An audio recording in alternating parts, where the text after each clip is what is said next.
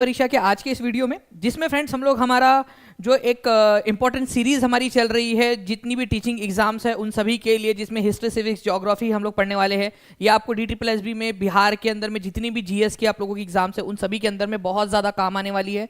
तो सभी लोग जल्दी जल्दी से बता देंगे अगर आपको आवाज़ बराबर आ रही है, स्ट्रीमिंग भी सब कुछ बराबर है आप सभी लोगों को। चलिए, जैसे कि मैं देख पा रहा हूँ फ्रेंड्स, काफ़ी सारे लोग हमारे साथ में कंटिन्यूसली जुड़ते जा रहे हैं। सभी का स्वागत है, सभी को गुड इवनिंग। बहुत बढ़िया। तो देखिए फ्रेंड्स, हम लोग आगे बढ़ते हैं। आगे बढ़ने से पहले मैं आप लोगों के साथ में एक बहुत ही सुंदर सा कोट शेयर करना चाहूंगा। यहाँ पर मैं आप लोग देख सकते हो friends, don't sit down and wait for the opportunities to come. Wait नहीं करना है कि अपॉर्चुनिटीज आएंगी, get up and make them. ठीक है। कई बार जो होता है ना फ्रेंड्स, आप लोग जो है वो इसको एक ये चीज़ होती है कि अपॉर्चुनिटीज़ के लिए हम लोग वेट करते रह जाते हैं कि अपॉर्चुनिटीज़ आएंगी तब जो है तैयार होंगे। अपॉर्चुनिटी आती है और चली जाती है, और उस समय पता चलता है कि हम तो तैयार ही नहीं थे। उस समय में फिर हाबड़ धाबड़ में लग जाते हैं। कई सारे लोगों के साथ में ऐसा हुआ होगा, लाइफ में कभी ना कभी तो हुआ होगा ऐसा, है ना, कि आप जो है उस समय प्रिपेयर्ड नहीं थे जब सही समय था। ओके, और जब खराब समय आया उस समय में प्रिपेयर होने लगे। या फिर एग्जाम्स के अंदर में होता है, जब एग्जाम्स का समय नहीं होता है तब आराम से जिंदगी चल रही होती है, और जब एग्जाम आती है तब हाबड़ धाबड़ में लग जाते, स्ट्रेस होता है। तो ये जो चीज़ होती है ना फ्रेंड्स, इससे निपटने का एक ही तरीका है कि जब कुछ ना हो, जब बाकी लोग भी आराम करें, उस समय में भी मेहनत करो। ये एक ही तरीका होता है आप लोगों का जो आप लोगों को बेहतर बनाता है। ठीक है, चलिए, तो इसी मोटिवेशन के साथ में हम लोग आगे बढ़ते हैं। मैं उम्मीद करता हूँ कि आप सभी लोगों ने फ्रेंड्स इस सेशन को लाइक और शेयर जरूर कर दिया होगा। जिन लोगों ने भी चैनल को सब्सक्राइब नहीं किया, टीचिंग परीक्षा चैनल को जल्दी जल्दी से सब्सक्राइब भी कर देंगे, ताकि आगे में भी ऐसे ही वीडियोस आप लोगों को मिलते रहे। ओके, चलिए हम लोग स्टार्ट करते हैं फ्रेंड्स हमारे पहले क्वेश्चन के साथ में। यहाँ पर मैं आपको बताना है, in which of the following reasons Mahalwari system जो है वो लागू थी। महलवाड़ी, अब देखो महलवाड़ी या महलवारी जो सेटलमेंट है आप लोगों का, इसमें महल का मतलब क्या होता है? महल मतलब क्या, राजा वाला महल? ठीक है, नहीं। तो यहाँ पर में जो महलवारी सिस्टम है उसमें महल का मतलब होता है आप लोगों का फ्रेंड्स विलेज। ठीक है, या फिर गांव का समूह, विलेज या फिर ग्रुप ऑफ विलेज। ठीक है, जहाँ से रेवेन्यू वसूल किया जाता है। तो महल वाली सेटलमेंट में क्या होता है कि जो फार्मर होता है वो क्या करता है, अपने मुखिया को, उस गाँव के मुखिया को टैक्स देता है, जमा करवाता है उसके पास में, और गांव का मुखिया टैक्स जमा करके फिर अंग्रेजों को देता है। ठीक है, तो ये याद रखना है आप लोगों ने फ्रेंड्स कि महलवारी सेटलमेंट जो है ये उत्तर पश्चिमी जो प्रांत थे वहां पर में लागू था। उत्तर पश्चिमी प्रांत। अब ये कहां पर में मिलेंगे आपको उत्तर पश्चिमी प्रांत? ये देखो यहाँ पर में, ये नॉर्थ में और वेस्ट में।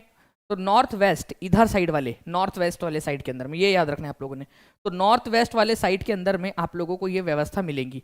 ठीक है, उत्तर पश्चिमी प्रांत के अंदर में। तो आंसर आपका ऑप्शन नंबर डी हो जाएगा। सिंपल सी बात है।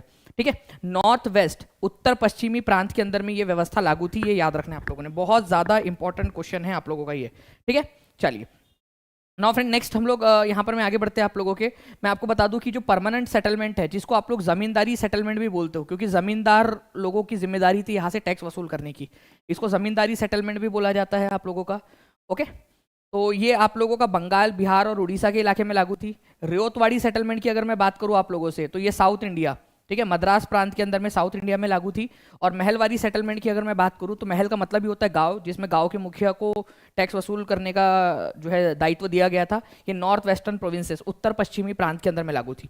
ऐसे आप लोगों ने याद रखना है इसको। चलिए, तो देख सकते हो आप लोग यहाँ पर में महलवाड़ी सेटलमेंट इधर साइड में। ठीक है, ये बॉम्बे, मद्रास, साउथ इंडिया के अंदर में आप लोगों का रियोतवाड़ी सेटलमेंट, बंगाल, बिहार और उड़ीसा के अंदर में आपका परमानेंट सेटलमेंट या जमींदारी सेटलमेंट।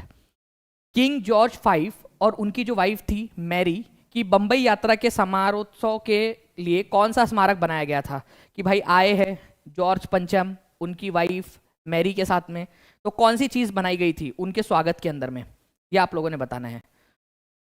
तो आपका ये बहुत ही सिंपल सा क्वेश्चन फ्रेंड्स, आप लोग बता सकते हो कि वो बंबई में आए थे।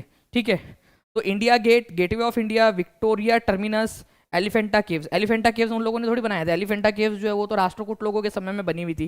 ठीक है, तो gateway of India, India Gate, India Gate आपको दिल्ली में मिलेगा। बंबई में क्यों बंबई का उनका स्वागत करने के लिए दिल्ली में बनाएंगे इंडिया गेट?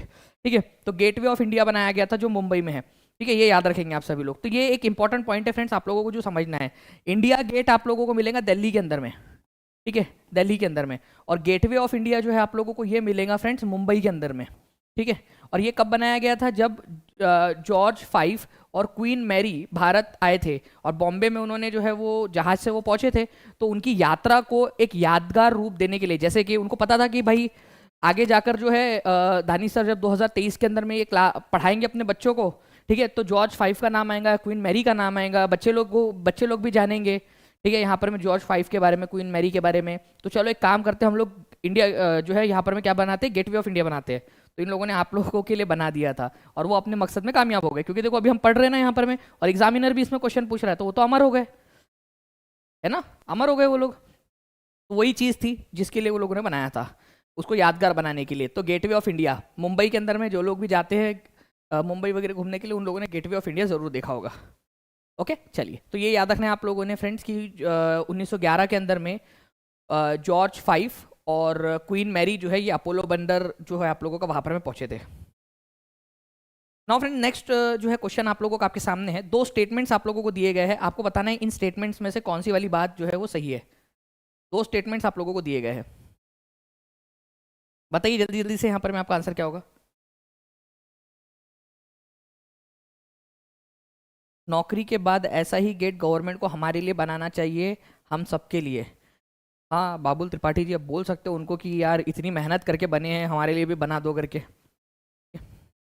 निम्नलिखित कथन पर विचार कीजिए। सतलज सिंधु नदी की सबसे बड़ी सहायक नदी है। सतलज नदी जो है वो सबसे बड़ी सहायक नदी है बोला है, और चिनाब सिंधु नदी की सबसे लंबी सहायक नदी है। अरे मेरे लाल, मेरे हरे, मेरे नीले, सतलज नदी जो है ना वो यहाँ पर में सबसे लंबी है, लॉन्गेस्ट, ठीक है, लॉन्गेस्ट। और चेनाब नदी की बात करें जाए ना तो ये लार्जेस्ट है, सबसे ज़्यादा पानी लेकर आती है, लार्जेस्ट है, सबसे ज़्यादा पानी लेकर आती है। तो ये दो चीज़ें हैं जो आप लोगों ने याद रखनी थी। ओके, तो उल्टे पुल्टे दिए हुए हैं। आप लोगों से क्या बोला है यहाँ पर, मैं ट्रू पूछा है कि फॉल्स पूछा है आप लोगों से?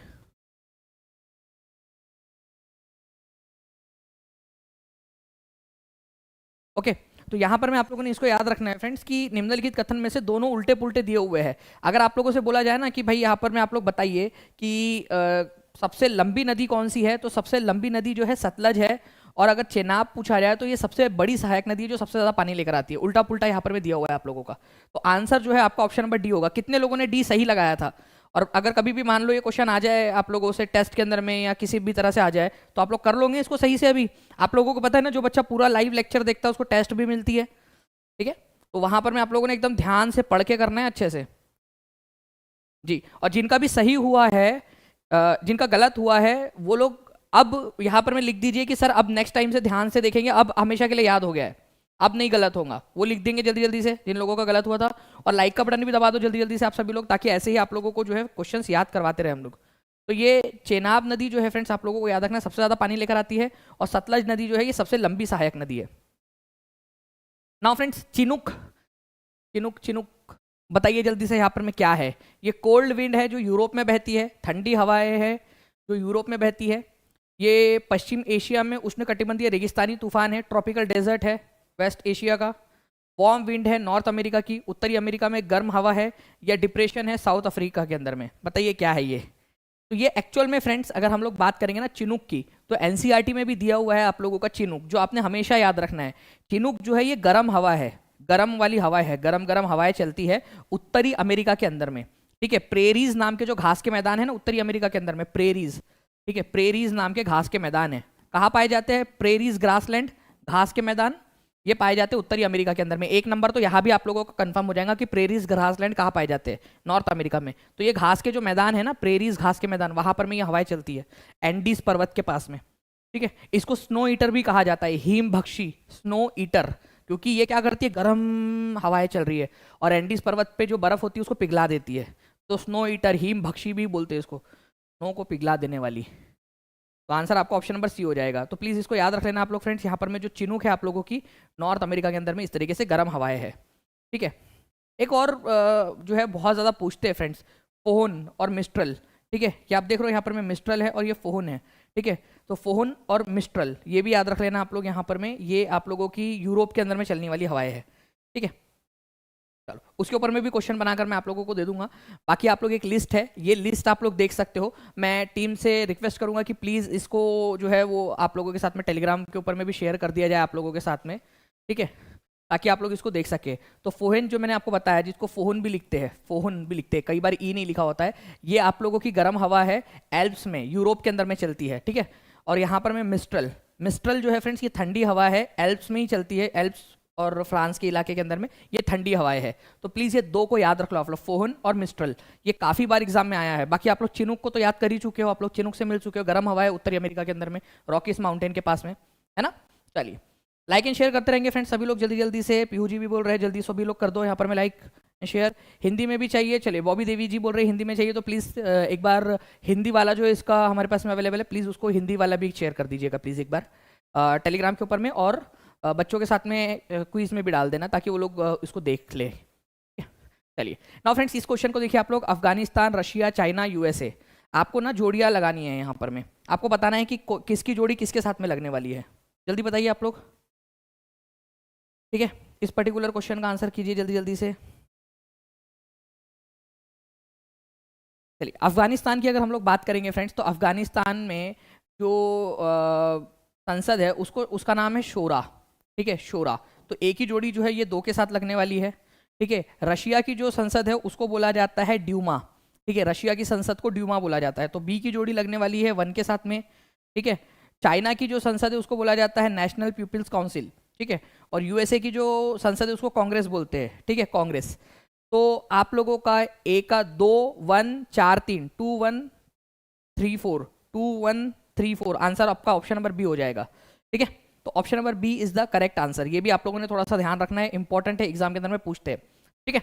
चलिए नेक्स्ट क्वेश्चन की तरफ में हम लोग आगे बढ़ते हैं फ्रेंड्स। यहाँ पर मैं हमारे, उससे पहले मैं आपको फिर से दिखा दूं, ये आप लोगों का ना फ्रेंड्स काफ़ी एक इंपॉर्टेंट है। जैसे हमारे भारत के अंदर में हमारी संसद को संसद बोलते हैं, राज्यसभा लोकसभा इसके 2 सदन है, ठीक है। मालदीव्स और ईरान के अंदर में इसका नाम है मजलिस, संसद को मजलिस बोलते हैं। नेपाल में राष्ट्रीय पंचायत कहा जाता है, ओके। रूस के अंदर में उनकी संसद को ड्यूमा बोलते हैं, ड्यूमा, ठीक है। चीन के अंदर में नेशनल पीपल्स काउंसिल बोला जाता है, ठीक है, ये याद रखना है आप लोगों ने, नेशनल पीपल्स काउंसिल। बांग्लादेश के अंदर में जातीय संसद बोलते हैं, जातीय संसद, ओके। अफगानिस्तान में शोरा, ठीक है। और संयुक्त राष्ट्र अमेरिका यूएसए के अंदर में कांग्रेस बोलते हैं उनकी संसद को, कांग्रेस, जिसके अंदर में एक होता है हाउस ऑफ रिप्रेजेंटेटिव, मतलब उनकी लोकसभा टाइप की, और एक होता है सीनेट, ठीक है, जो उनका राज्यसभा टाइप का है, ठीक है। तो इस तरीके से थोड़ा सा याद रख लेना आप लोग फ्रेंड्स। नाउ आगे बढ़ने से पहले मैं आप लोगों को बता दूं फ्रेंड्स कि आप लोग जो है टीचिंग परीक्षा को सर्च कर सकते हो इंस्टाग्राम के ऊपर में भी, जहां पर मैं आप लोगों को इस तरीके से जो इन्फोग्राफिक्स है वो बहुत सारे आप लोगों को मिल जाएंगे, जिससे कि आप लोग साथ साथ में पढ़ भी सकते हो, ओके। नेक्स्ट आपका Kaiga atomic power station is located in which state, ठीक है, कैगा। तो कैगा एटॉमिक पावर स्टेशन आप लोगों को कहाँ पर में मिलने वाला है? Kaiga atomic power station Karnataka के अंदर में, तमिलनाडु में, आंध्र प्रदेश में, राजस्थान में, कहाँ पर में मिलेगा? कैगा परमाणु ऊर्जा स्टेशन आप लोगों का। तो कैगा जो है फ्रेंड्स आप लोगों का, सर ये क्वेश्चन अफगानिस्तान वाला शोरा एस्टेट में आए थे, कुमारी संध्या रानी बोल रहे हैं कि एस्टेट के अंदर में शोरा वाला, आपकी कौन सी वाली शिफ्ट थी कुमारी संध्या रानी जी? प्लीज़ एक बार बता दीजिए ताकि बच्चे लोग उससे भी मोटिवेट हो सके। एक बार बता देंगे प्लीज़ कौन सी वाली शिफ्ट थी आपका? तो देखिए फ्रेंड्स, अगर हम लोग बात करें यहाँ पर हमारे पर्टिकुलर इस क्वेश्चन की, कैगा परमाणु ऊर्जा स्टेशन जो है आप लोगों का किसके अंदर में था, ठीक है। तो कैगा जो है ये कर्नाटक के अंदर में है, कैगा परमाणु ऊर्जा स्टेशन, ठीक है। तो आप लोगों के फ्रेंड्स कुछ इंपॉर्टेंट वाले जो परमाणु स्टेशन है वो आपको याद रखना है, जैसे कि Narora atomic power station, Narora atomic power plant आपका उत्तर प्रदेश के अंदर में है, ठीक है। राजस्थान एटॉमिक पावर प्लांट आप लोगों का ये राजस्थान के अंदर में है, ठीक है। राणा प्रताप सागर पावर प्लांट भी उसको बोला जाता है। काकड़ा पार, ठीक है, काकड़ा पार जो है ये गुजरात में है। तारापुर महाराष्ट्र में है। कैगा आपका आप लोगों को मिलेगा कर्नाटक के अंदर में।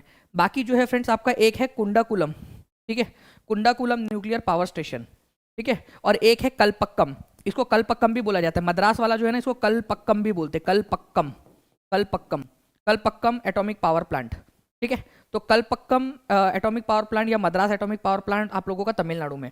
तो कलपक्कम और कुंडाकुलम दोनों के दोनों जो है तमिलनाडु में है, प्लीज इसको भी याद रख लेना आप लोग, इंपॉर्टेंट है, ठीक है। चलिए ये पूरी की पूरी लिस्ट है फ्रेंड्स जो इंपॉर्टेंट वाली आप लोगों ने याद रखनी है भारत के अंदर में इंपॉर्टेंट वाले न्यूक्लियर पावर प्लांट की। उस जहाज का नाम क्या था जिसमें विलियम हॉकिंग्स पहली बार भारत आए थे? ओके, ये क्वेश्चन आप लोगों का जो है फ्रेंड्स कौन बनेगा करोड़पति के अंदर में भी पूछा था, ओके आपका, कि कैप्टन हॉकिंग्स जो है आपका जो आए थे,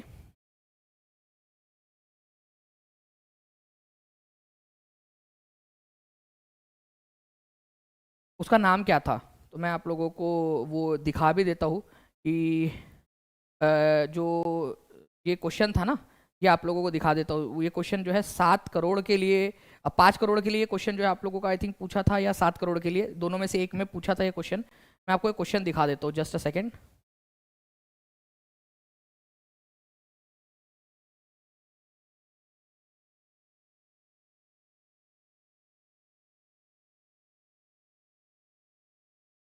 ठीक है, ये क्वेश्चन आप लोगों को पहले आप इस क्वेश्चन का आंसर कर दीजिए सबसे पहले तो।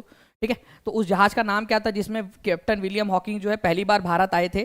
तो हेक्टर नाम का जहाज था, ये आप लोगों ने याद रखना है। ठीक है, हेक्टर। तो हेक्टर नाम का जहाज था जिसमें 1608 के अंदर में ये भारत आए थे, सूरत के तट के ऊपर में पहुंचे कैप्टन विलियम हॉकिंग्स। तो ये किसके समय काल के अंदर में आए थे, ये भी क्वेश्चन आप लोगों से पूछा जा सकता है। तो जहांगीर, जो मुगल बादशाह था जहांगीर, उनके समय काल के अंदर में आए थे।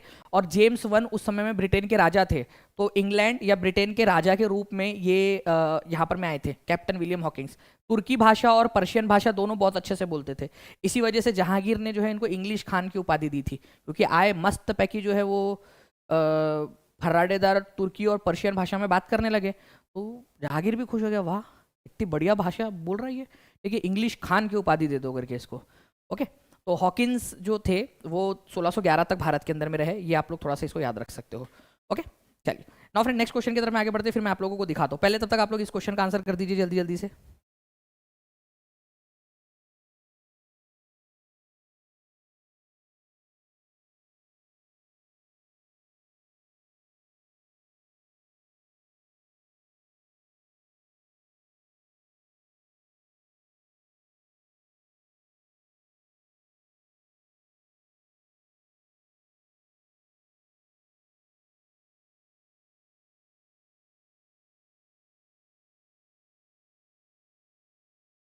चलिए, मुझे क्वेश्चन जो है फ्रेंड्स वो आप लोगों का मिल गया है। ठीक है, वन संरक्षण अधिनियम, पर्यावरण संरक्षण अधिनियम, वन प्रदूषण निवारण अधिनियम, जल। तो एयर और वाटर, मैंने आपसे कहा है कि ये सारे के सारे आप लोगों को याद रखने हैं। इन्वायरमेंट प्रोटेक्शन एक्ट, ठीक है, इन्वायरमेंट प्रोटेक्शन एक्ट आप लोगों का कब आया था? एयर और वाटर और फॉरेस्ट कंजर्वेशन एक्ट। ठीक है, तो अगर हम लोग एक एक करके इसके अंदर में आगे बढ़े फ्रेंड्स, तो एयर वाला कब आया था आप लोगों का और वाटर वाला कब आया था, ये आप लोगों ने याद रखना ही रखना है। ठीक है, अगर आप लोग एक भी याद रख ले तो इसमें से, ठीक है, तो आप लोगों का सारे के सारे ही आप लोगों को याद हो जाएंगे। तो सबसे पहले जो है फ्रेंड्स ये वाटर वाला आया था आप लोगों का इनमें से 1974 के अंदर में। अगर मैं बात करूँ आप लोगों से एयर वाला कब आया था आप लोगों का, तो एयर वाला आप लोगों को याद रखना है फ्रेंड्स 1981 के अंदर में आया था। ठीक है, इन्वायरमेंट प्रोटेक्शन एक्ट कब आया था आप लोगों का, तो ये 1986 में आया था, जब भोपाल कांड हुआ था उसके बाद में, पर्यावरण संरक्षण अधिनियम। और फॉरेस्ट कंजर्वेशन एक्ट जो है 1980 के अंदर में आप लोगों का बनाया गया था, फॉरेस्ट कंजर्वेशन। तो ये आप लोगों का बिल्कुल सही लगा हुआ है। तो 1 2 3 4 सिंपल सिंपल सी बात है एकदम, है ना, सीधा सीधा ही जोड़ी लगी हुई है आप लोगों की। ओके, सीधी सीधी ही जोड़ी लगी हुई है आप लोगों की, और आराम से आप लोग यहाँ पर में इसको लगा सकते थे। ठीक है, इस पर्टिकुलर क्वेश्चन को। तो आंसर इसका ऑप्शन नंबर 4 हो जाएगा। कितने लोगों का सही हुआ वो बता दीजिए यहाँ पर मैं जल्दी जल्दी से। और आप लोग यहाँ देख सकते हो कि आप लोगों की लिस्ट जो है पूरी की पूरी यहाँ पर दी गई है। इंडियन फॉरेस्ट एक्ट 1927 में बना था आपका, भारतीय वन कानून, वाइल्ड लाइफ कंजर्वेशन एक्ट, वन्य जीव संरक्षण अधिनियम, वन्य जीव और इन्वायरमेंट प्रोटेक्शन दोनों में फर्क है, हाँ ये याद रखना है। वन्य जीव संरक्षण अधिनियम 1972 में था, और इन्वायरमेंट प्रोटेक्शन एक्ट 1986 में भोपाल जो गैस ट्रेजेडी हुई थी उसके बाद बना था ये। ठीक है, वाटर वाला बना था आप लोगों का 1974 के अंदर में, और एयर वाला जो बना था आप लोगों का 1981 के अंदर में बना था, 1981 के अंदर में। ठीक है, चलिए इसके बाद में फॉरेस्ट कंजर्वेशन, जंगलों को बचाने के लिए 1980 के अंदर में कानून बनाया गया। बायोलॉजिकल डाइवर्सिटी एक्ट बहुत इंपॉर्टेंट है, ये काफी बार आता है 2002 के अंदर में। बायोलॉजिकल वन्य जीव आप लोगों का जो बायोलॉजिकल डाइवर्सिटी है, जैव विविधता अधिनियम जिसको आप लोग बोल सकते हो हिंदी में, 2002 के अंदर में। नाउ फ्रेंड्स ये क्वेश्चन था आप लोगों का जिसके बारे में बात कर रहा था, केबीसी के अंदर में जो पूछा गया था। ठीक है, ये क्वेश्चन पूछा गया था आप लोगों का 7 करोड़ रुपए के लिए जी। ठीक है, मिल गया मुझे।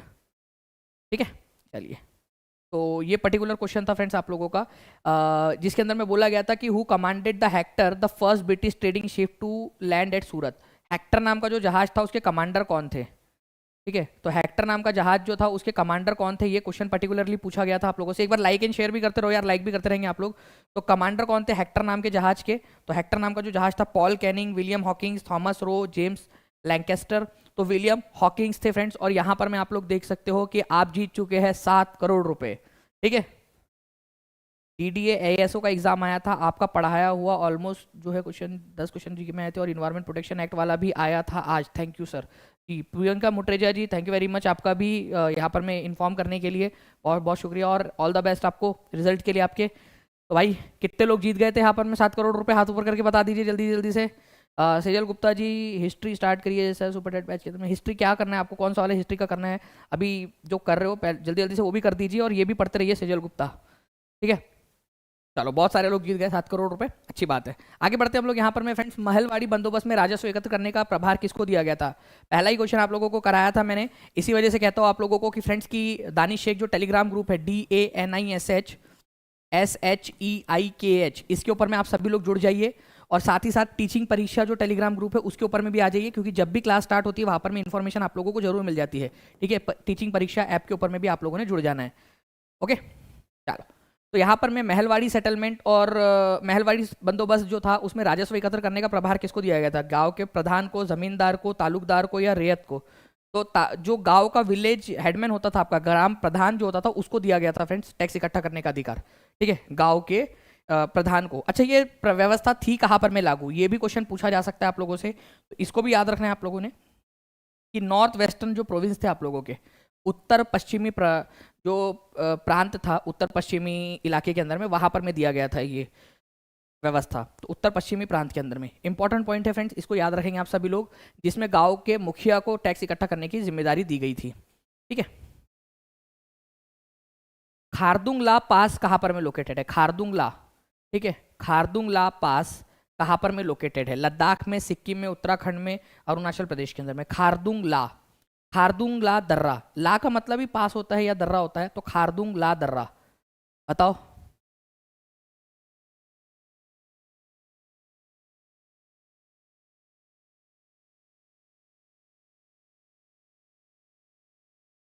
जी, तो खारदुंगला दर्रा जो है फ्रेंड्स, ये आज के लद्दाख के अंदर में आप लोगों को मिलेगा, ठीक है। लद्दाख के अंदर में जो काराकोरम और लद्दाख रेंज के बीच में जो आपका ये एक पास है ये, ठीक है, तो आप देख सकते हो यहाँ पर में ये है खारदुंगला दर्रा, आपका खारदुंगला, ठीक है। लेह को आपका जो उत्तरी इलाका है लद्दाख का, वहां से जोड़ता है खारदुंगला दर्रा, ठीक है। तो ये याद रखेंगे आप लोग, यहाँ पर में लद्दाख रेंज है और यहाँ पर में काराकोरम रेंज है, तो लद्दाख और काराकोरम रेंज को जोड़ने वाला है ये आपका।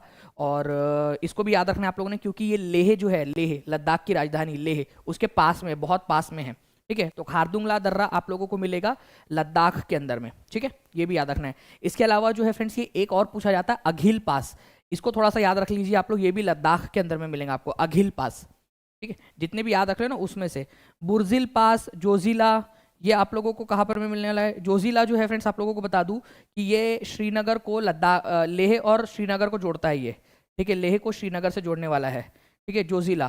पहले ये जो है जम्मू कश्मीर में आता था जोजिला, लेकिन अब लद्दाख के अंदर में आता है, तो लद्दाख ज़्यादा बड़ा हो गया ना, तो लद्दाख में आता है, ये याद रखना है आप लोगों ने, जोजिला दर्रा। पहले जम्मू कश्मीर में पड़ता था, क्योंकि पहले जम्मू कश्मीर था पूरा, अब लद्दाख और जम्मू कश्मीर में बढ़ गया है, ओके, तो ये याद रखेंगे। पीर पंजल पास तो पूरा तरह से जम्मू कश्मीर में है, बनिहाल भी और पीर पंजल भी, लेकिन जो जोजिला पास है आप लोगों का, जोजिला, ये यहाँ दिख रहा है जो आपको जोजिला पास, ये अब लद्दाख के अंदर में, ठीक है, जोजिला पास।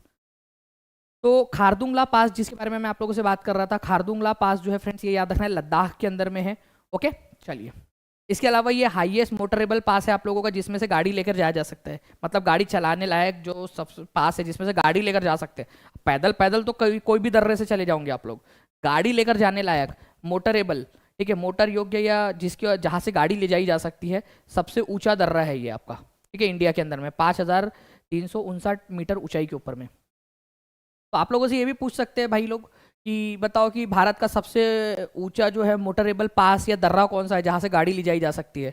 तो खारदुंगला पास है लद्दाख के अंदर में, ठीक है। चलिए, प्रारूप समिति के अध्यक्ष कौन थे ये बताना है आप लोगों ने। संविधान के अंदर में संविधान सभा जो थी हमारी, जिसने संविधान का निर्माण किया, उसमें अलग अलग समितियां बनाई गई थी जिसने संविधान को तैयार किया है। तो आप लोगों को बताना है कि संविधान सभा के अंदर में जो ड्राफ्टिंग कमेटी थी, जो प्रारूप समिति थी, जिसका काम था संविधान का निर्माण करना, तो संविधान के प्रारूप का निर्माण करना, क्योंकि संविधान तो सबने मिलकर बनाया है, लेकिन प्रारूप समिति जो थी उसका काम था कि जो भी चीज़ें बनाई जा रही है, जो अलग अलग नियम कायदे बनाए जा रहे हैं, उसको एक साथ अरेंज करना, ठीक है, कौन सी चीज़ पहले आएंगी कौन सी बाद में आएंगी, आर्टिकल नंबर 1 पे क्या रहेगा, 2 में क्या रहेगा, पार्ट नंबर 1 में किसको रखना है, 2 में किसको रखना है, ये सारी चीज़ों का पूरा जो जिम्मेदारी थी ये प्रारूप समिति की थी।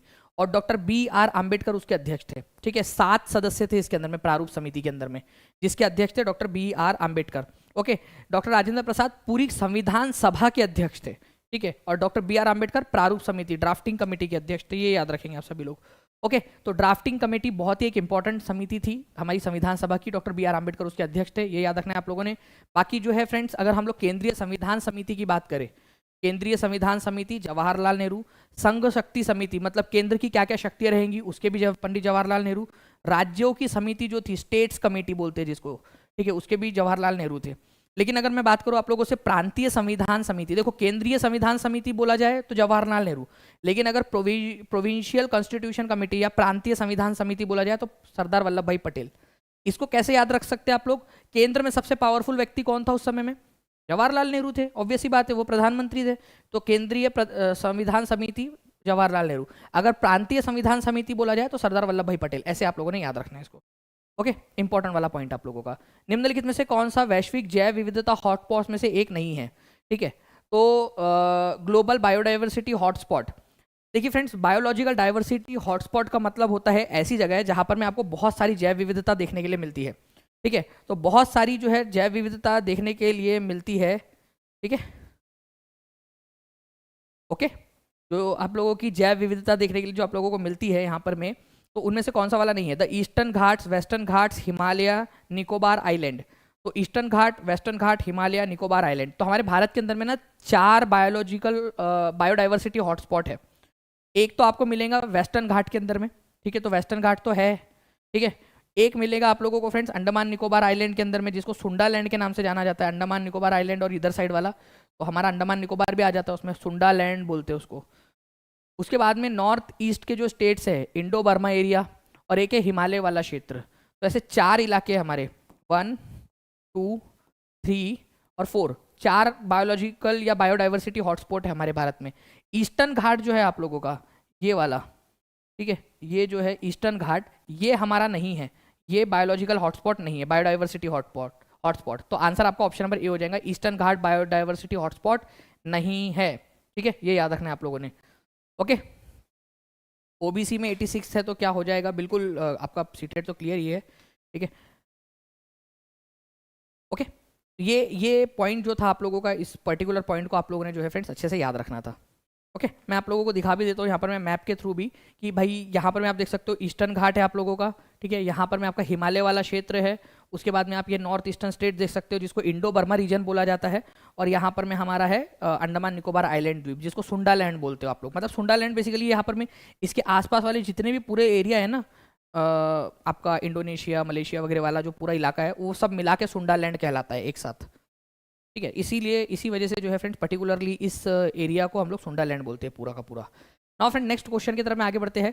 कोयना बांध जो है आप लोगों का, ये कौन से वाले स्टेट में आपको मिलेगा कोयना बांध? वैसे रिवर कौन सी है कोयना बांध जिसके ऊपर में बना हुआ है? कौन सी रिवर पर बना हुआ है ये बता देंगे सभी लोग। एक बार इसका भी आंसर कर दीजिए जल्दी जल्दी से। कोयना बांध कौन से रिवर के ऊपर में बना हुआ है? बिहार के अंदर में 90 लगेगा RSPG, अगर अदर स्टेट्स के हो आप तो। जी, तो कोयना बांध जो है फ्रेंड्स ये आप लोगों को मिलेगा महाराष्ट्र के अंदर में। ठीक है, ये रिवर कोयना के ऊपर में, कोयना जो रिवर है आपकी उसी के ऊपर में बना हुआ है। ये कोयना रिवर जो है बाद में जाकर किस में मिल जाती है? कृष्णा नदी के अंदर में जाकर मिल जाती है। कृष्णा की सहायक नदी है कोयना नदी। ओके, तो आंसर आप लोगों का यहाँ पर में ऑप्शन नंबर ए हो जाएगा। तो कोयना डैम कोयना नदी के ऊपर में बना हुआ है आप लोगों का, और कोयना नदी जो है ये कृष्णा नदी के अंदर में जाकर मिलने वाली नदी है, ये भी याद रखेंगे आप लोग। कृष्णा नदी की सहायक नदी है कोयना नदी। ठीक है, तो कोयना नदी किसकी सहायक नदी है ये आप लोग टाइप कीजिए जल्दी जल्दी से। कोयना नदी जो है कृष्णा नदी की सहायक नदी है, ये याद रखना है आप लोगों ने। लाइक एंड शेयर भी करते रहेंगे फ्रेंड, जितने भी लोग देख रहे हैं। अगर चाहते हैं कि ऐसे ही बहुत सारे सेशंस में आप लोगों को लिए आगे में भी लेकर आता रहूँ, तो आप सभी लोग जितने भी लोग देख रहे हैं वो क्या करेंगे, ज़्यादा से ज़्यादा इस सेशन को जो है लाइक एंड शेयर ज़रूर करते रहेंगे आप सभी लोग। ठीक है, ना फ्रेंड्स, मैं आप लोगों को यहाँ पर मैं एक लिस्ट दे रहा हूँ, इस लिस्ट को आप लोग देखिए। ये लिस्ट बहुत ही इंपॉर्टेंट है आप लोगों की। ठीक है, ये लिस्ट बहुत ही ज़्यादा इंपॉर्टेंट है जो आप लोगों से एग्जाम के अंदर में पूछी जा सकती है। पर्टिकुलरली इस क्वेश्चन इस लिस्ट को आप लोगों ने याद रखना है कि भवानी सागर डैम कहाँ पर में है, तो भवानी नदी के ऊपर में है, तमिलनाडु में। ठीक है, तुंगभद्रा डैम आप लोगों का तुंगभद्रा नदी के ऊपर में बना है, कर्नाटक में। राज्य का नाम भी पूछा जा सकता है। रिहान डैम कौन से राज्य के अंदर में है, तो रिहान डैम आप लोगों को जो है फ्रेंड्स ये मिलेगा आपको उत्तर प्रदेश के अंदर में, रिहान नदी के ऊपर में। ठीक है, मैथुन डैम बराकर नदी झारखंड के ऊपर में आपका। कोयना डैम जो अभी आप लोगों से मैंने पूछा है, कोयना डैम महाराष्ट्र में है, कोयना नदी के ऊपर में। कोयना नदी किसकी सहायक नदी है बता दीजिए। बिसालपुर डैम जो है आप लोगों का फ्रेंड्स बनस नदी के ऊपर में मिलेगा आप लोगों को। ओके, मेट्टूर कृष्णराज सागर डैम दोनों के दोनों बहुत ही ज्यादा इंपॉर्टेंट है। ठीक है, कावेरी नदी के ऊपर में है दोनों, लेकिन अलग अलग राज्यों में। ठीक है, मेट्टूर डैम आप लोगों को मिलेगा तमिलनाडु में और कृष्णराज सागर डैम कर्नाटक के अंदर में। ठीक है, बाकी जो है आप लोगों को याद रखना है, जैसे कि हीराकुंड डैम आप लोगों से पूछा जाता है, हीराकुंड डैम कौन से नदी पर बना है, तो महानदी के ऊपर में बना हुआ है हीराकुंड डैम आपका, महानदी के ऊपर में हीराकुंड डैम। और ये कौन से राज्य में है, उड़ीसा राज्य के अंदर में, ये भी याद रखना है आप लोगों ने। तो हीराकुंड डैम कौन से नदी के ऊपर में, जल्दी जल्दी से आप लोग टाइप भी कर देंगे सभी लोग, जितने भी लोग देख रहे हैं। हीराकुंड डैम बहुत इंपॉर्टेंट है, पूछते हैं। महानदी के ऊपर में बना हुआ है हीराकुंड डैम आप लोगों का। ठीक है, उसके बाद में जो है भाखड़ा नांगल डैम भी आप लोगों से पूछा जाने की संभावना है फ्रेंड्स, भाखड़ा नांगल डैम आप लोगों का। ठीक है, भाखड़ा नांगल डैम। ठीक है, सतलज नदी के ऊपर में डायरेक्टली लिख देंगे सभी के सभी लोग। नेक्स्ट क्वेश्चन की तरफ में आगे बढ़ते हैं हम लोग। यहाँ पर में Sarojini Naidu was the president of INC in Calcutta session, Annie Besant जो है कानपुर सेशन में बनी थी। बताइए जल्दी से इसके अंदर में सही आंसर क्या होगा आप लोगों का। इसका मैं आप लोगों को पोल भी दे रहा हूं, पोल के अंदर में भी आप लोग इसका आंसर कर सकते हो फ्रेंड्स। पोल भी दे रहा हूं इसका, पोल के अंदर में भी आंसर कर देंगे आप सभी लोग। देखिए, अगर मैं बात करूं कि एनी बेसेंट जो है, या सरोजनी नायडू की बात कर रहे हैं यहाँ पर मैं, वो बोल रही कलकत्ता सेशन में बनी थी, और एनी बेसेंट जो है वो कानपुर सेशन में बनी थी। बताओ आंसर क्या होगा इसका, इस पर्टिकुलर क्वेश्चन का।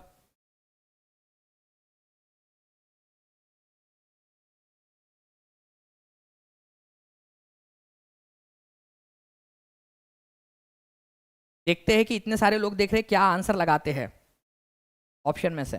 बताइए ए बी सी डी क्या आंसर होगा, जल्दी जल्दी से पोल में आंसर लगा देंगे सभी लोग।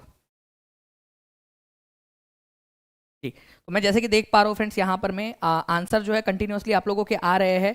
ठीक है, डिफरेंट जो है बहुत तेज़ी से इधर उधर हो रहा है यहाँ पर में। जो मेरे पास में आंकड़े आते जा रहे हैं आप लोगों के, अलग अलग नंबर ऑफ जैसे स्टूडेंट्स अटेम्प्ट कर रहे हैं।